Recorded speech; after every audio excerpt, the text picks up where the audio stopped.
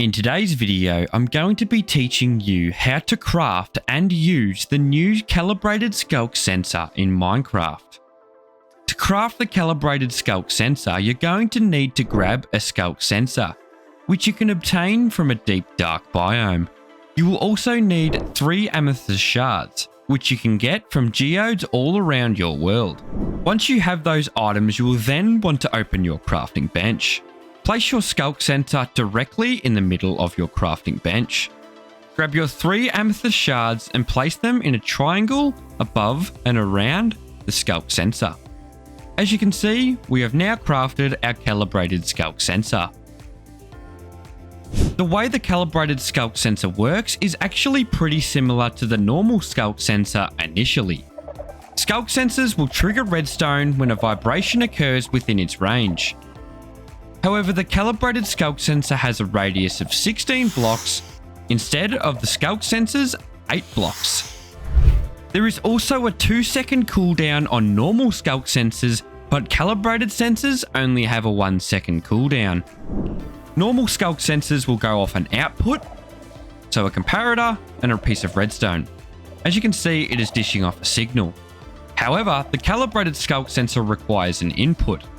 So we want to place our lectern, our comparator, and our piece of redstone.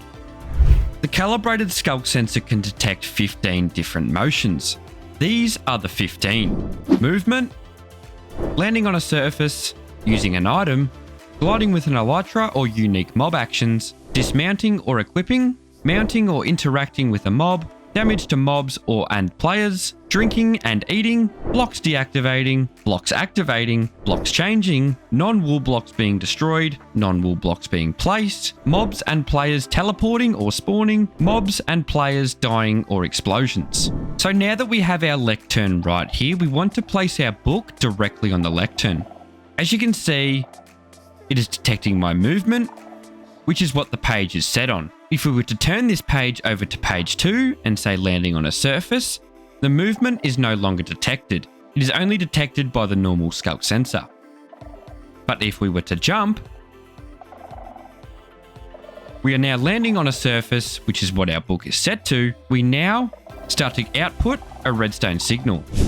So for each designated page, it will change depending on what page you're on. So if I was to damage a mob right here, it would pick up that signal and only that signal. It would not pick up my jumping or my movement. As you can see, it's doing nothing. You also do not have to use a lectern, as there are many other blocks that input redstone, such as a redstone block. The further away you get from the Calibrated Sensor, it becomes weaker and weaker upon activation.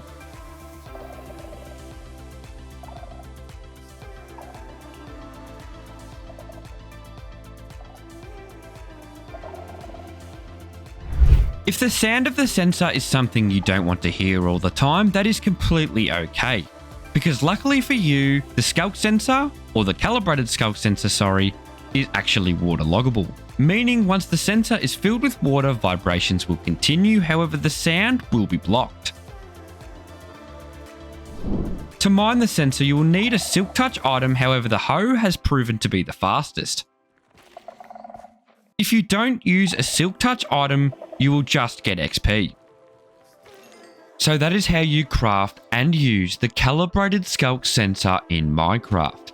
And if you found this video useful, please like the video and comment below telling me what you plan on using the sensor for. And as always, if you wish to see some more helpful videos just like this one, be sure to subscribe. So thank you so much for watching.